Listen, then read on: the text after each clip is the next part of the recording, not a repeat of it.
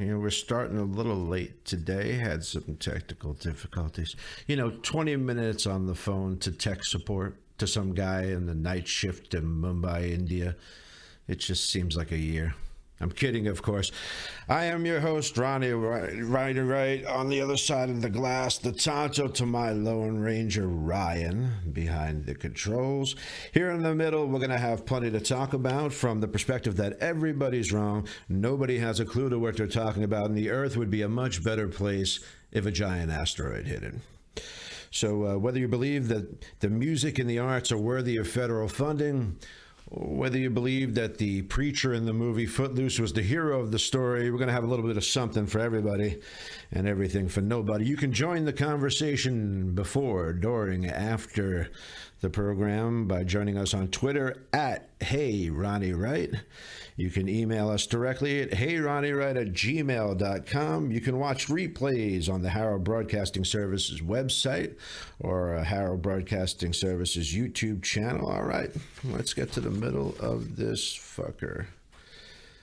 So, how unaware do you have to be to ignore reality to suit your point of view? I'm asking for a friend. There's literally a psychological disorder that describes exactly what we see. Oh boy, just about every minute of every day. I mean, today it was Rudy Giuliani being back on the news programs, trying to clean up the lies he told last week, apparently, that sounded like the truth, which was odd, that somebody in the Trump administration was telling the truth. But that didn't last, because the next day he didn't mean anything that he said. And here's what he actually meant. And so he went around today on the What I Meant Sunday tour. And from what I saw, I'm going to guess there's going to be a Monday cleanup too.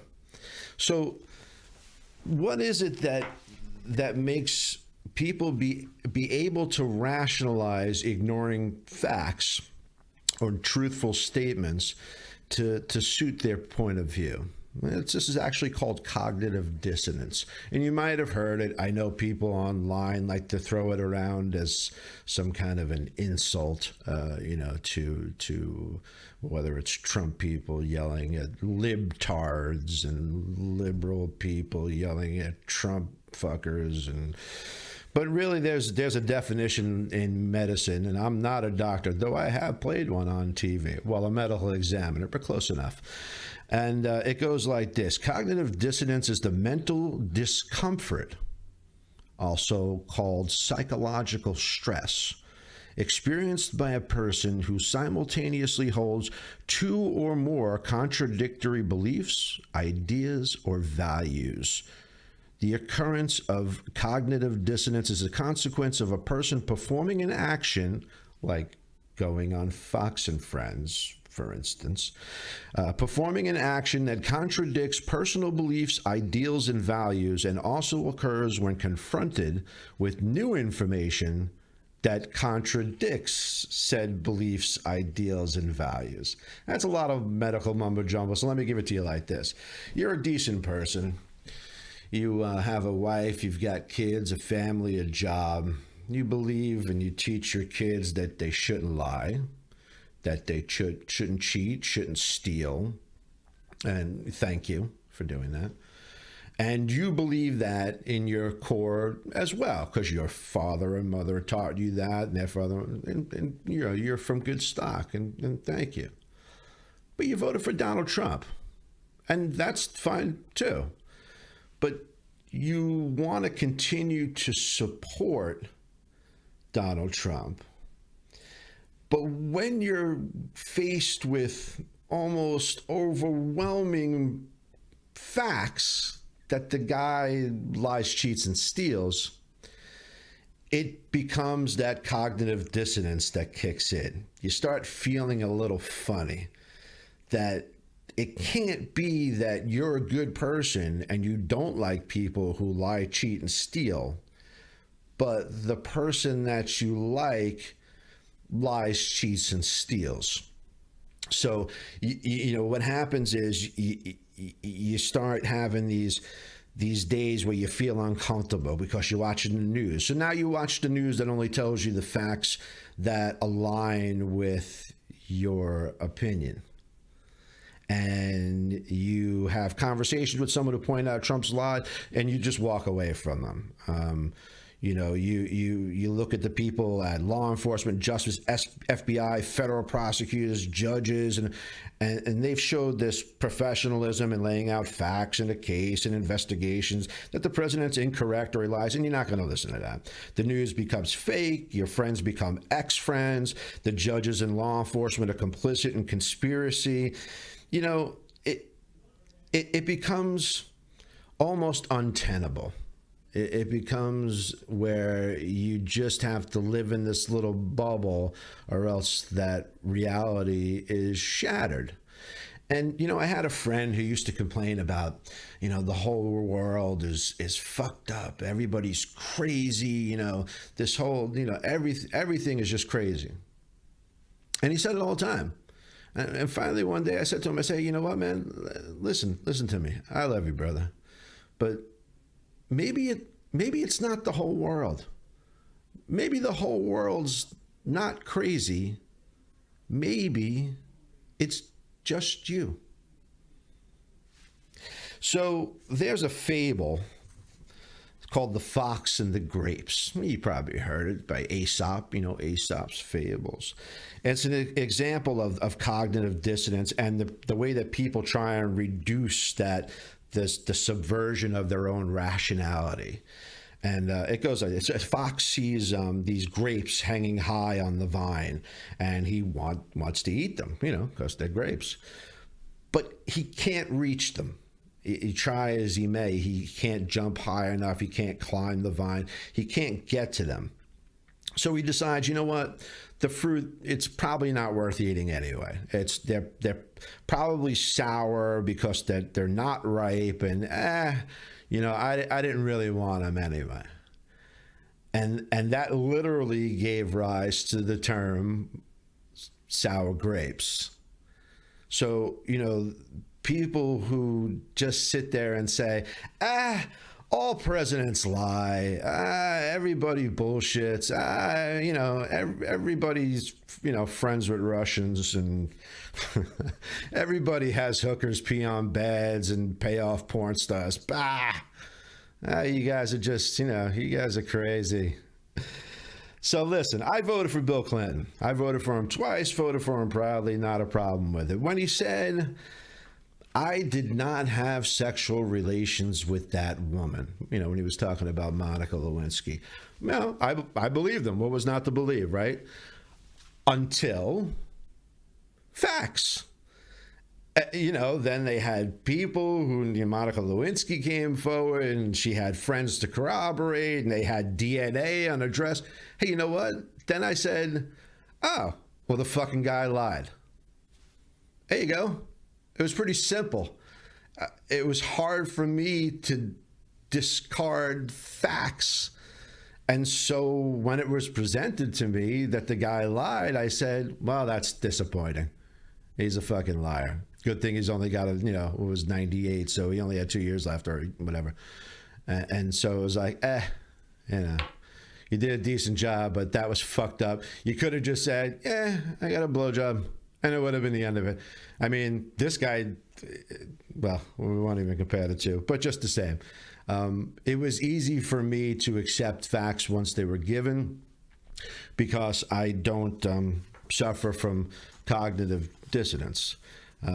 He was impeached, by the way, Bill Clinton, for saying that he didn't have sex when he did, or lying when he was under oath. And it could be proven with facts that it was a lie. He kept his job, but he did get impeached. So only people with cognitive dissonance can rationalize all the things that we see and come to know as facts, day to day. So my advice is seek medical help. It'd be great if you had health insurance, but, talk to a friend. So, speaking of cognitive dissonance, there are some very, let's say, interesting characters that are running for office in the Republican Party this year. And this goes back to my being emboldened by the Trump presidency. So let's talk about Don Blankenship. That's this guy here. Look, he's a stunner. He is. He would probably benefit from some of Sarah Huckabee Sanders' smoky eye. So he's running for Senate in West Virginia. In case you don't know who Don Blankenship is, oh boy. So he was what they called a coal baron. He owned coal mines. He wound up going to jail for a year in connection with a disaster at one of his mines where 29 miners were killed. So, you know, Trump's been telling coal miners he's going to bring jobs back to coal workers. And, you know, this guy's actually delivered jobs to coal workers. Admittedly, it was 29 jobs that became available overnight, but hey, at least he delivered. Anyway, he is a fucking kook. Do you remember Karl Rove? For anybody who's too young to remember Karl Rove, he was the Steve Bannon of the George W. Bush administration. He was the mini-me to George Bush's Dr. Evil. So Karl Rove called Don Blankenship a bigot and a moron. A lot of that going around lately. But if Karl Rove calls you a bigot, yeah, you're a dick. I mean, you know, that is pot, meet the kettle. Kettle, this is the pot. So Blankenship has this awesome campaign ad out. It is magically delicious. It's something that has to be seen to be enjoyed. Do we have that wonderful footage, that campaign ad? We'll talk about it on the other side. Is it this one? Let's see.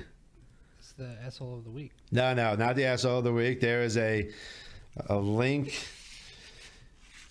underneath in the show notes. Oh, Huffington Post? Yeah, let's see if we got that. It's currently loading. Yeah. Yeah, we had some technical problems today.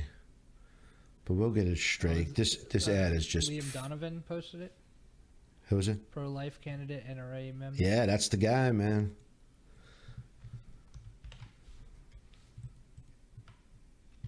It's got to be seen. There we go.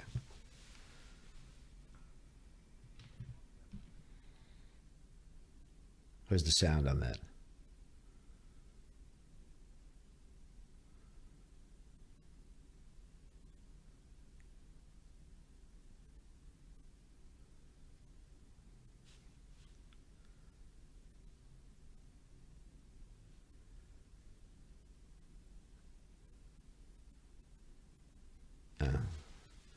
I don't know if there was sound on that or not. There was. Okay, yeah. Very good. So did you catch some of the gems in that particular ad? First, the delivery is wonderful. I mean, looks like that guy's been on camera his entire life. So did you catch it? China people. So, yeah, this is what bigots and morons believe is completely acceptable. China people. So this is... Oh, I went dead in my headphones. Oh, there I am. So how many people were like, oh yeah, China people? Yeah, no problem, Mr. Blankenship. You know, leave that in. Just in case you don't believe he thinks that way. In a follow-up interview after that ad aired, Mr. Blankenship was surprised at people's reactions. From the Washington Post, on Thursday, Blankenship released an ad with a new attack on Mitch McConnell, accusing him of creating, quote, millions of jobs for China people. He went on to defend his use of the term some call racist, at an event Thursday night. According to a report from Roll Call, he said, "We're confused on our staff as to how it can be racist when there's no mention of a race. Now, come now. Now, Spick, Kike, Pocahontas. There's no race in those terms, but I think we can all agree they're racist. Nice try, though. He said, there's no race. Races are Negro. He started off really well.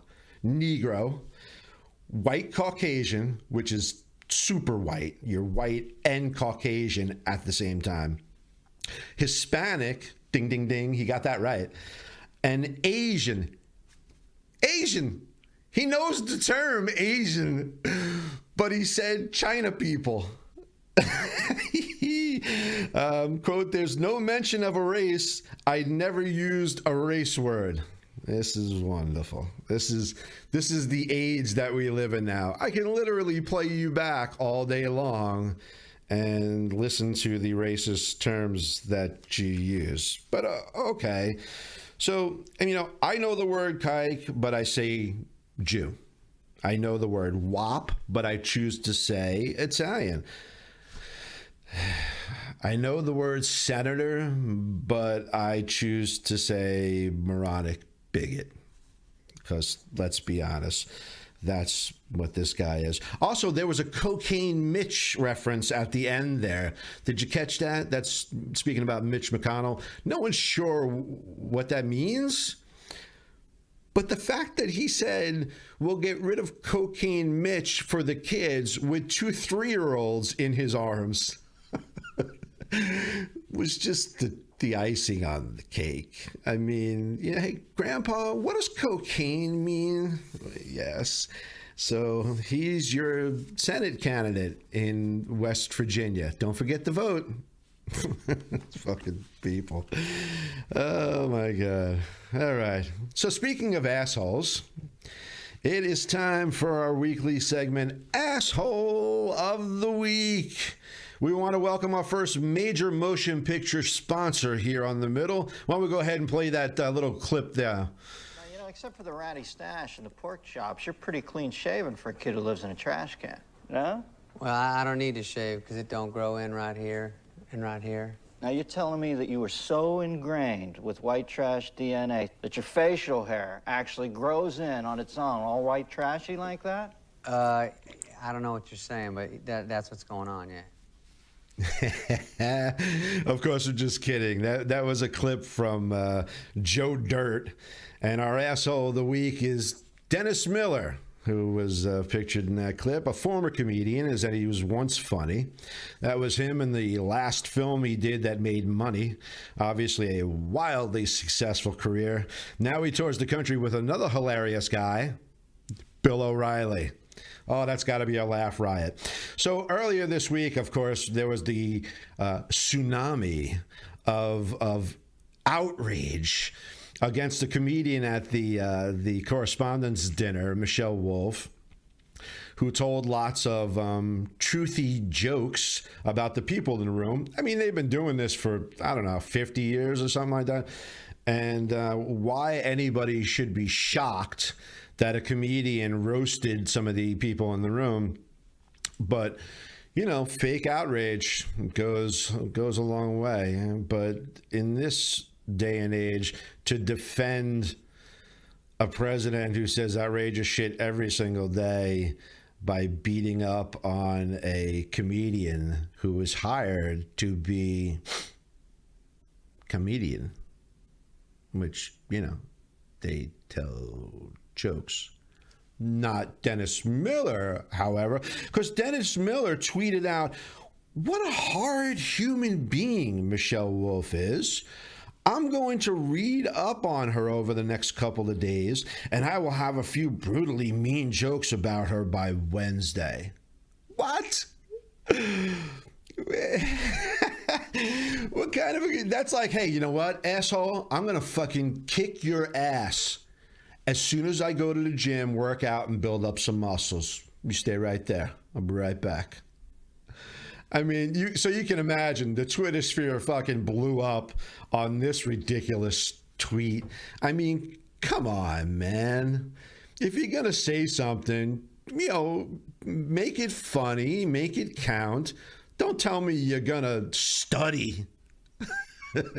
I'm going to study because, that's what comedians do. I'm going to study, and then I'm going to riff on this Michelle Wolf person that I don't know about. Yeah, I could show you clips of Dennis Miller at a previous correspondence dinner when one of his SNL alums, Seth Meyers, was hosting, shitting on top of Donald Trump, and Dennis Miller losing his shit laughing at the jokes. I guess the jokes against Donald Trump back then were okay, but now that he's the Republican icon, not okay anymore.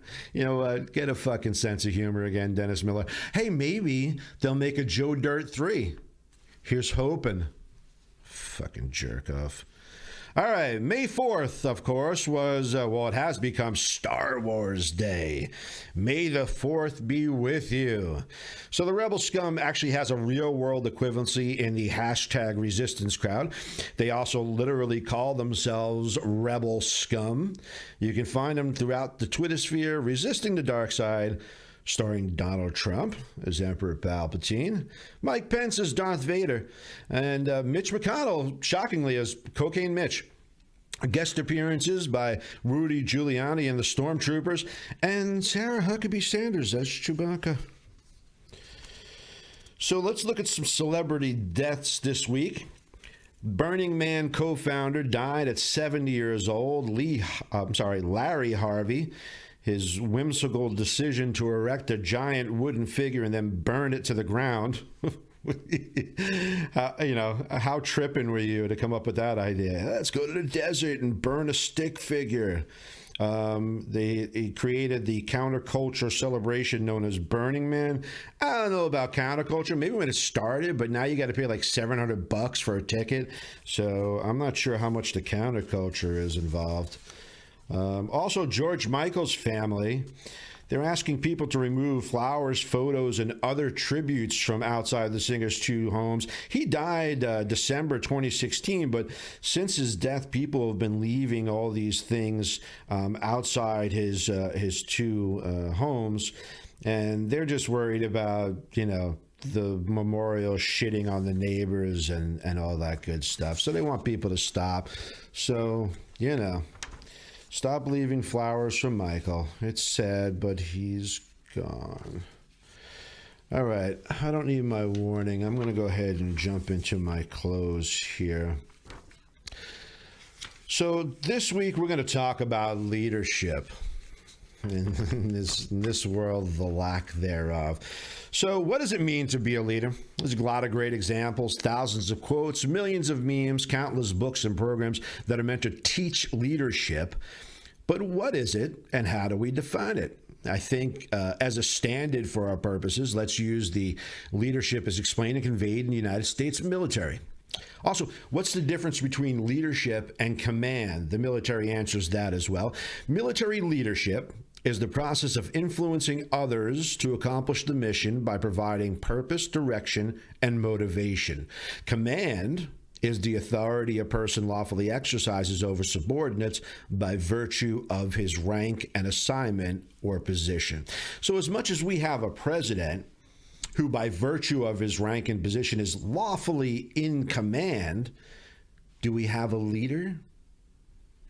So let's take a look at the 11 principles of leadership and see how our president stacks up. So take them one by one. Number one, know yourself and seek self-improvement. I'm going to say Trump can't know himself because he does kind of change day to day.